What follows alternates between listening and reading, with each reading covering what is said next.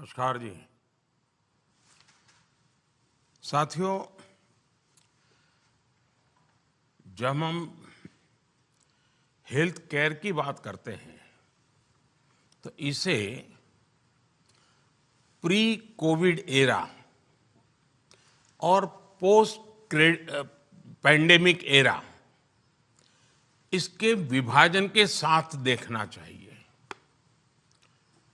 Corona ने पूरे विश्व को ये दिखाया और सिखाया भी कि जब इतनी बड़ी आपदा होती है तो समृद्ध देशों की विकसित व्यवस्थाएं भी ध्वस्त हो जाती हैं।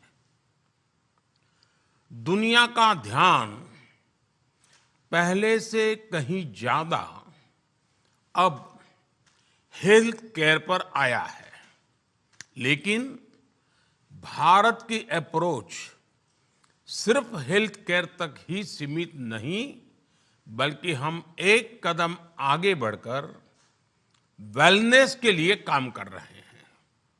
इसलिए हमने दुनिया के सामने एक विजन रखा है, वन अर्थ वन हेल्थ, यानी जीव मात्र के लिए, चाहे वो इंसान हो, एनिमल्स हो, प्लांट्स हो, सबके लिए एक होलिस्टिक हेल्थ केयर की बात कही है।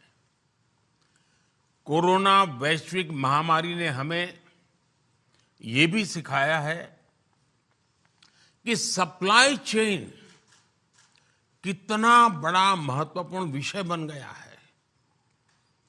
जब पैंडेमिक पीक पर थी तो कुछ देशों के लिए दवाएं, टीके, मेडिकल डिवाइसेस, ऐसी जीवन रक्षक चीजें भी दुर्भाग्य से हथियार बन गई थी।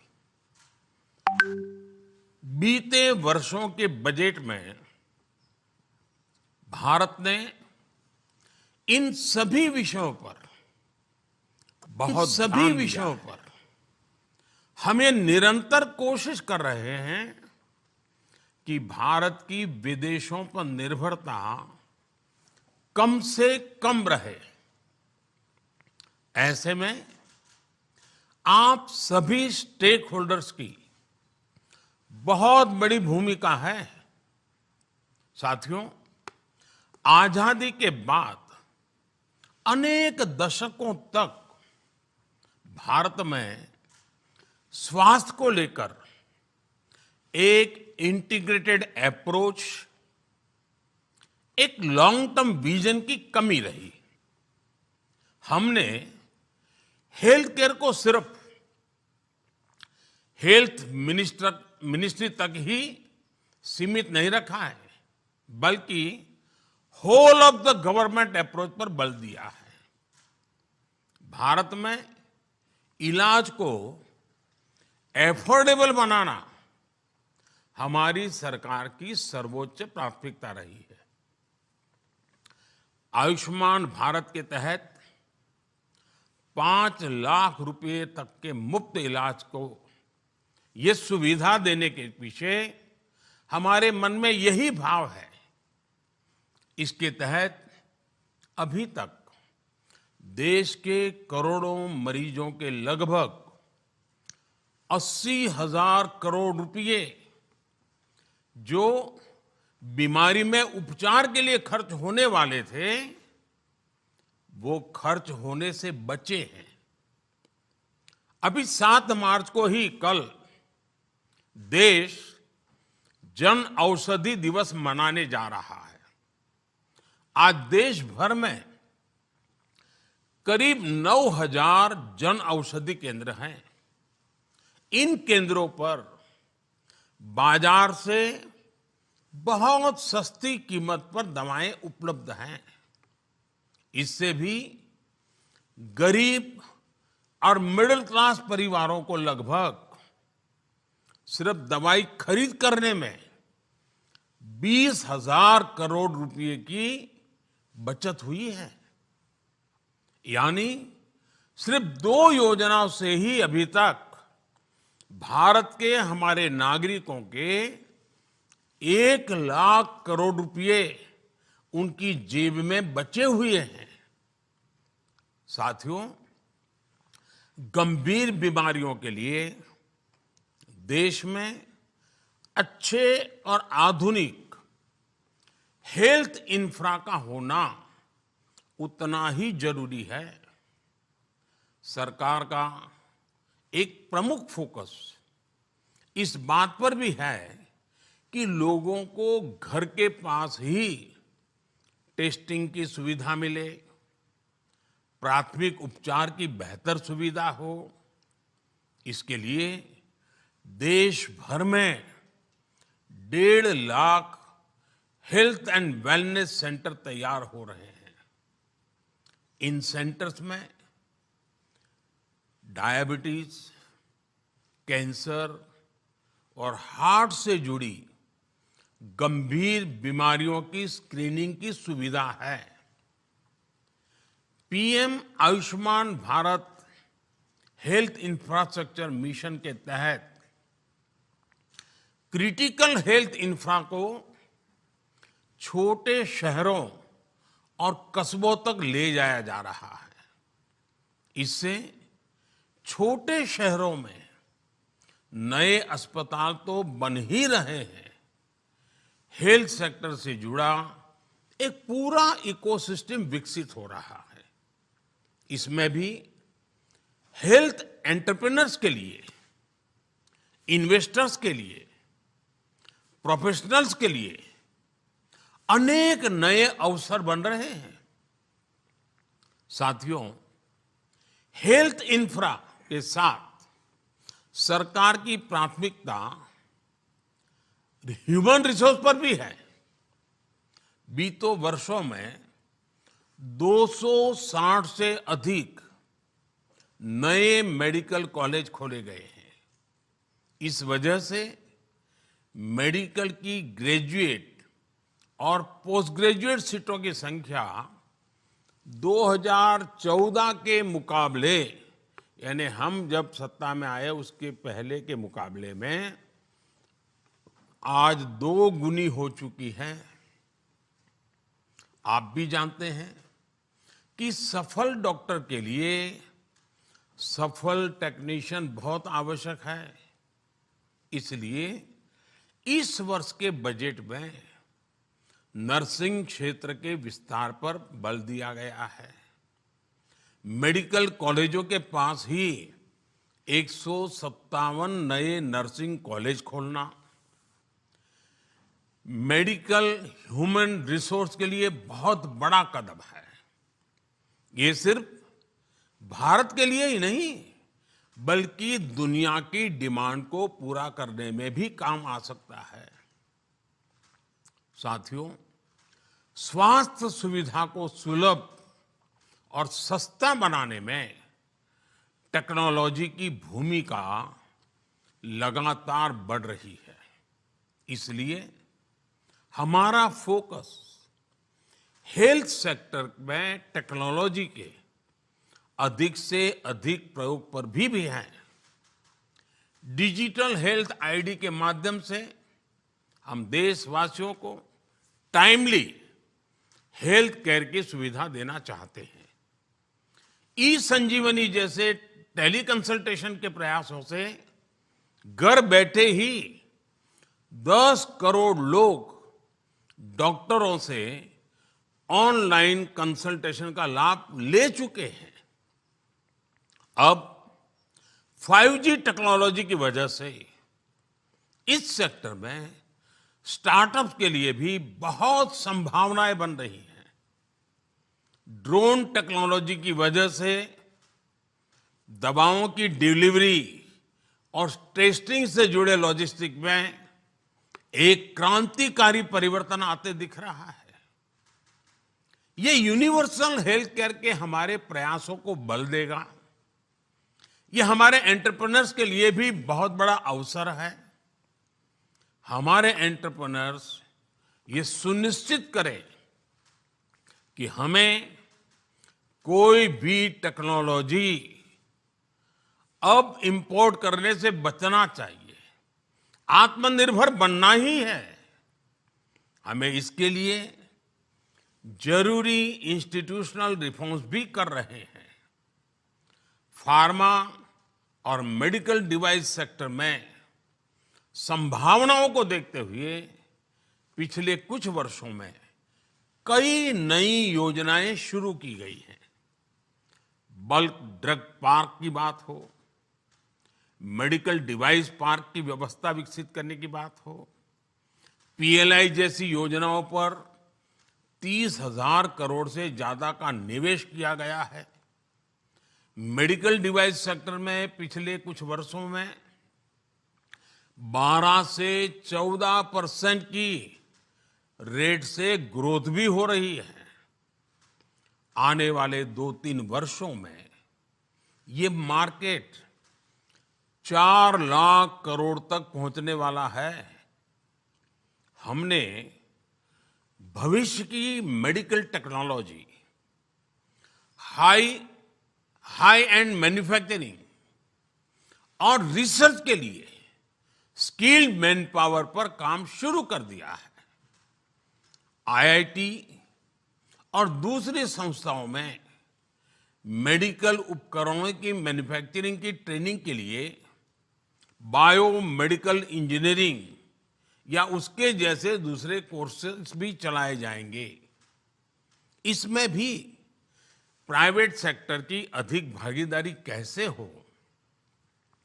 इंडस्ट्री, एकेडेमिया और सरकार, इन सबके बीच अधिक से अधिक तालमेल कैसे हो, और इस पर हमें मिलकर के काम करना है।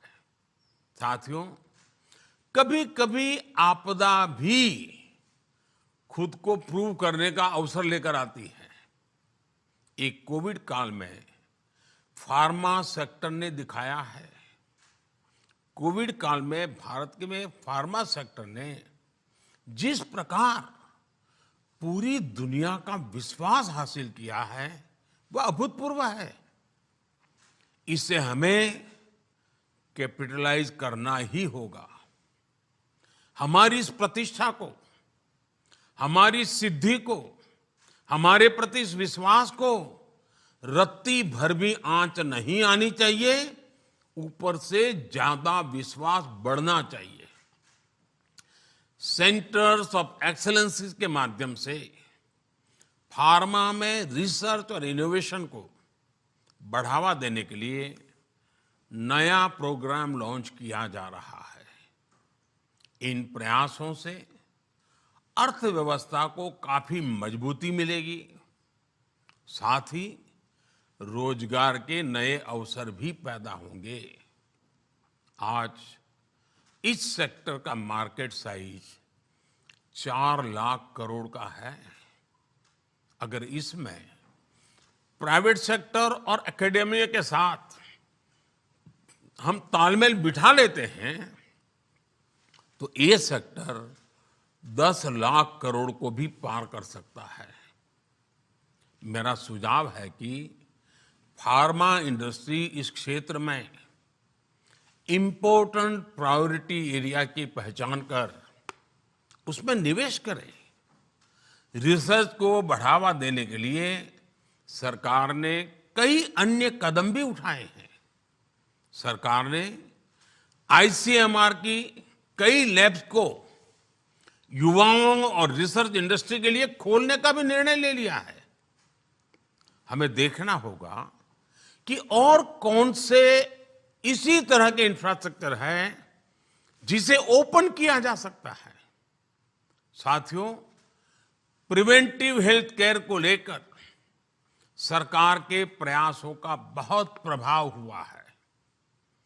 गंदगी से फैलने वाली बीमारियों से बचाने के लिए स्वच्छ भारत अभियान हो, धुएं से होने वाली बीमारियों से बचाने के लिए उज्ज्वला योजना हो, प्रदूषित पानी से होने वाली बीमारियों से बचाने के लिए जल जीवन मिशन हो, ऐसे अनेक इनिशिएटिव, इनके बेहतर परिणाम आज देश के सामने आ रहे हैं।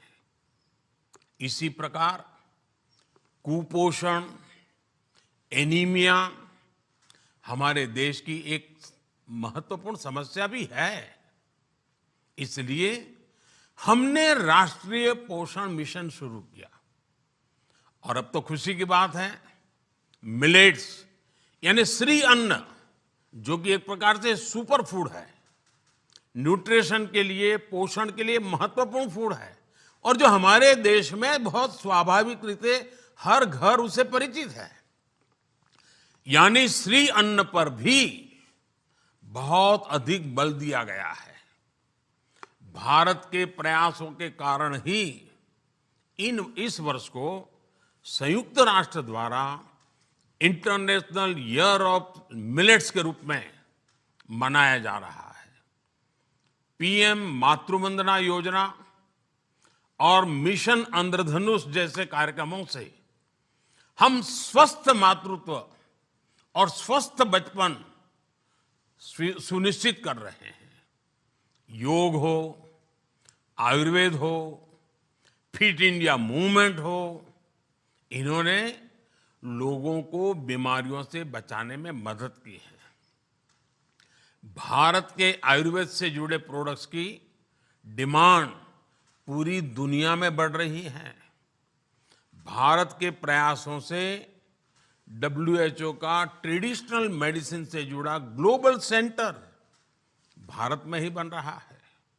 इसलिए हेल्थ सेक्टर के स्टेक होल्डर से मेरा एक आग्रह है और खास करके आयुर्वेद के साथियों से आग्रह है, एविडेंस बेस्ड रिसर्च को हमें बहुत बढ़ाना होगा।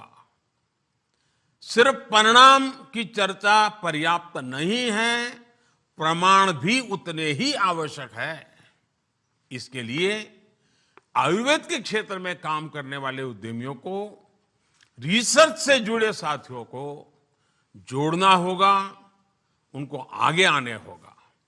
साथियों, आधुनिक मेडिकल इंफ्रास्ट्रक्चर से लेकर मेडिकल ह्यूमन रिसोर्स तक देश में हो रहे प्रयासों का एक और पक्ष है। ये जो नई फैसिलिटी देश में तैयार कर रहे हैं, नई कैपेसिटी तैयार कर रहे हैं, उसका लाभ सिर्फ देशवासियों को स्वास्थ्य सुविधाओं तक सीमित नहीं रहने वाला है। अब दुनिया बहुत ही एक दूसरे से जुड़ चुकी है। ये भारत को दुनिया का सबसे आकर्षक मेडिकल टूरिज्म डेस्टिनेशन बनाने के लिए बहुत बड़ा अवसर हमारे सामने है। मेडिकल टूरिज्म अपने आप में एक बहुत बड़ा सेक्टर भारत में उभर करके आ रहा है। ये देश में रोजगार निर्माण का बहुत बड़ा माध्यम बन रहा है। साथियों, सबका प्रयास से ही हम विकसित भारत में एक विकसित हेल्थ एंड वेलनेस इकोसिस्टम तैयार कर सकते हैं। इस वेबिनार में शामिल होने वाले सभी लोगों से मेरा आग्रह है कि वो अपने सुझाव जरूर दें। हम बजट को तय समय सीमा में निर्धारित लक्ष्य के लिए निश्चित रोड मैप के साथ अमल में लाएं, सभी स्टेक होल्डर्स को साथ लेकर के चलें और अगले साल बजट के पहले हम इन सपनों को धरातल पर उतारें। इस बजट संकल्प को धरातल पर उतारें, इसमें आपके सुझाव चाहिए, इसमें आपके बारीक अनुभव का लाभ चाहिए। मुझे विश्वास है कि आप सबका अनुभव, आप सबके निजी विकास के संकल्प, देश के विकास के संकल्प के साथ जुड़ करके हम सामूहिक शक्ति से, सामूहिक प्रयास से सिद्धि अवश्य प्राप्त करेंगे। मेरी आपको बहुत बहुत शुभकामनाएं हैं। धन्यवाद।